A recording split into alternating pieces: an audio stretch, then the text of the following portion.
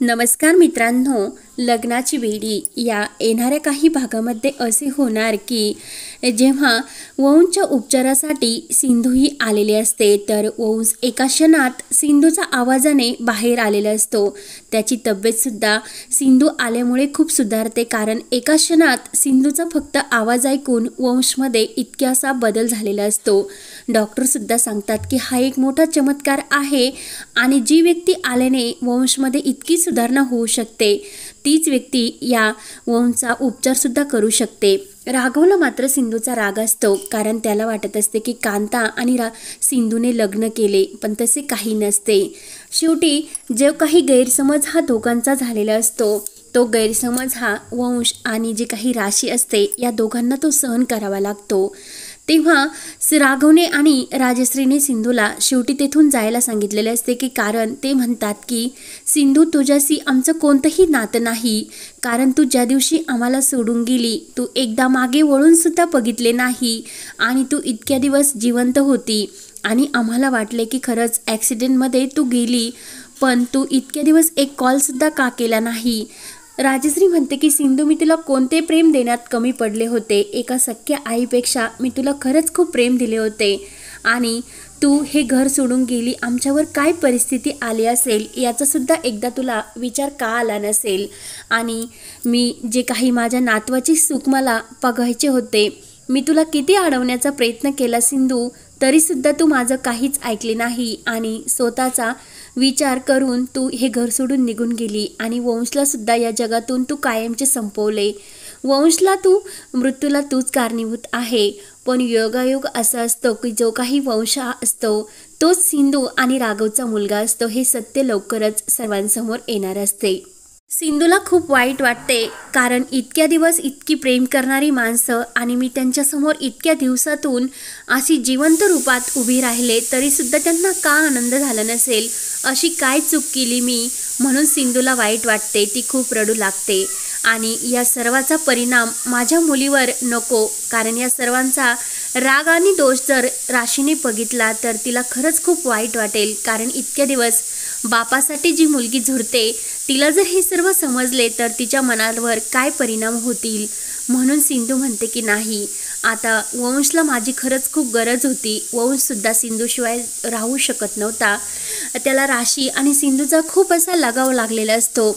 तेव्हा तो राघव आणि राजश्री यांना समजावण्याचा प्रयत्न करत असतो, मात्र मधूसुद्धा ही राघवला खूप विनवण्या करत असते की राघव प्लीज तू सिंधूला थांबव, कारण आपल्या मुलासाठी सिंधूची खरंच खूप गरज आहे, तू का समजून घेत नाही? एकेकाळी तू त्या सिंधूवर किती प्रेम करत होता आणि आता तिच्यावर का इतका द्वेष करतो?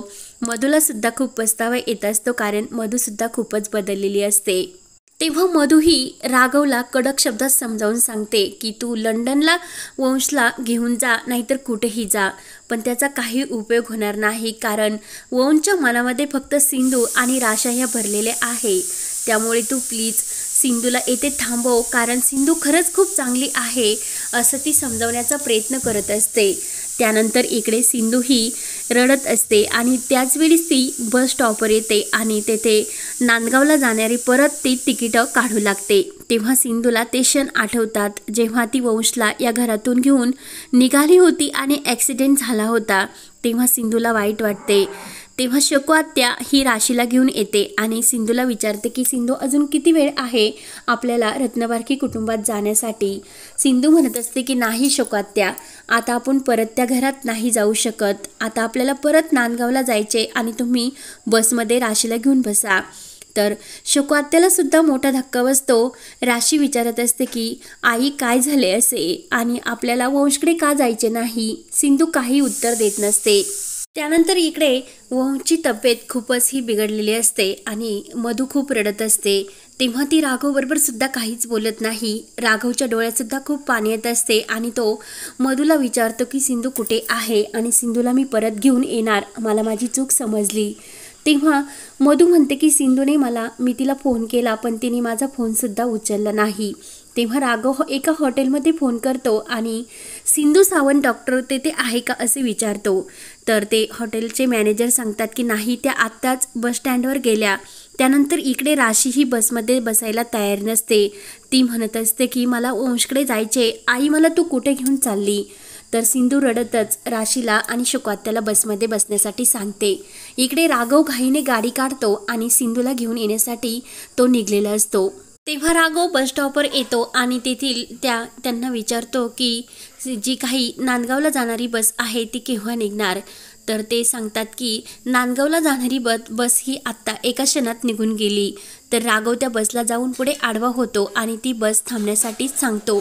तेव्हा राघव घाईने बसमध्ये चढतो आणि ती शुकवात्या, राशी आणि सिंधू त्यातून ह्या खाली उतरतात आणि राघव काय झाले असे विचारतात.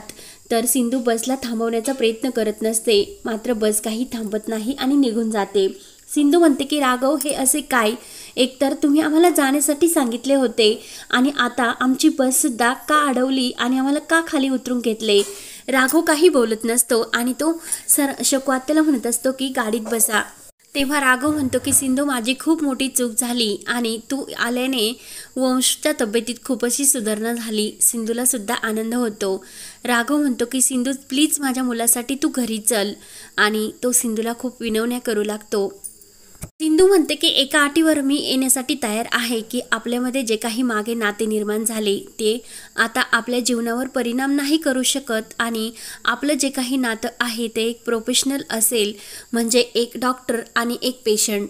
त्या व्यतिरिक्त आपल्यामध्ये कोणताही संबंध राहणार नाही. तर राघव म्हणतो ठीक आहे, पण दोघांच्या मनाला सुद्धा वाईट वाटत असते, कारण इतके जिवलग असणारे सुद्धा एकमेकांच्या गैरसमजामुळे किती दूर गेलेले असतात. त्यानंतर सिंधू, राशी आणि शुकवात्या ह्या हॉस्पिटलला आलेले असतात आणि वंशला सरप्राईज देण्याचे ठरवतात. तर राशी रूममध्ये जाते. तर वंश विचार करतो की मला प्रत्येक ठिकाणी राशी आणि सिंधू आंटी का दिसते आणि तो माझा भास आहे, पण अक्षरशः त्या दोघी त्याच्यासमोर आलेल्या असतात. मधूला सुद्धा खूप आनंद झालेला असतो आणि मधू सुद्धा राशीला प्रेमाने मिठीत घेते आणि सिंधू सुद्धा ही वंशला प्रेमाने मिठी मारते.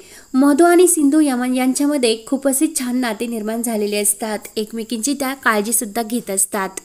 त्यानंतर राघवला ते सर्व प्रेम बघून खूपच पस्तावा येतो आणि मी खरंच खूप मोठी चूक करीत होतो असं त्याच्या मनाला वाटतो आणि तो बाहेर येतो. तर मधूसुद्धा बाहेर येते. तर राघव मधूच्या मिठीतून खूप रडू लागतो. सिंधूसुद्धा वंशला भेटून खूप आनंदी झालेली असते आणि राशीसुद्धा. तर सिंधू बाहेर येते आणि राघव आणि मधूला एकमेकांच्या मिठीत बघून सिंधूला मात्र खूप मोठा धक्का बसतो, कारण की आत्तापर्यंत राघव कधीही मधूजवळ गेलेला नसतो, पण इतकं टेन्शन आल्यानंतर तो शेवटी मधूच्या मिठीत पडलेला असतो. तेव्हा सिंधू ही काही रत्नपारखी कुटुंबात जायला तयार नसते आणि ती राघव आणि मधूला म्हणते की मी माझं राहण्याची सोय करील, तुम्ही अजिबात काळजी करू नका. तेव्हा इकडे नवरात्रीचा उत्सव असतो आणि काकूंचं एक धमाकेदार असं भाषण चालू असते आणि तेथे जी काही ही एक स्त्री असते ती सिंधूला राहण्यासाठी जागा देणार असते. तेव्हा सिंधू तिला कॉल करण्याचा प्रयत्न करत असते. तेव्हा ती जी काही ही महिला असते ती सिंधूला तिकडे बोलावून घेते आणि लोकेशन पाठवून सर्व काही तिला सांगते. तर सिंधू त्या ठिकाणी येऊन पोहोचते आणि त्या देवीच्या मंदिरासमोर काकू ही सिंधूला बघते आणि सिंधूला बघून काकूचा राग मात्र आणखीनच अनावर होतो आणि रेश्मा ही लगेच सिंधूला बोलण्यासाठी म्हणते की सिंधू ताई तुम्ही इथे कसे आलात. तर काकू ही रेश्मावरच चिडते. तर त्यातील बायका विचारू लागतात की ही तर तुमच्या राघवची पहिली बायको आहे ना. तर लगेच रेश्मा म्हणते की हो, ही आमच्या राघव दादांची पहिली बायको. तर काकू ही रेश्मावरच चिडते आणि तुला काय गरज होती हे सर्व सांगण्याची, शांत राहता येत नाही का, म्हणून रेश्मावर काकू रागराग व्यक्त करत असते. आणि सिंधू इकडे वंशच्या उपचारासाठी आलेले असते, मात्र सिंधू पुढे खूप काही अशा अडचणी उभ्या राहिलेल्या असतात. तर सिंधू यातून कसा मार्ग काढणार आणि परत रत्नपारखी कुटुंबात आनंदाने कशी जाणार हे पाहण्यासाठी आपल्या चॅनलला नक्की सबस्क्राईब करत राहा. धन्यवाद.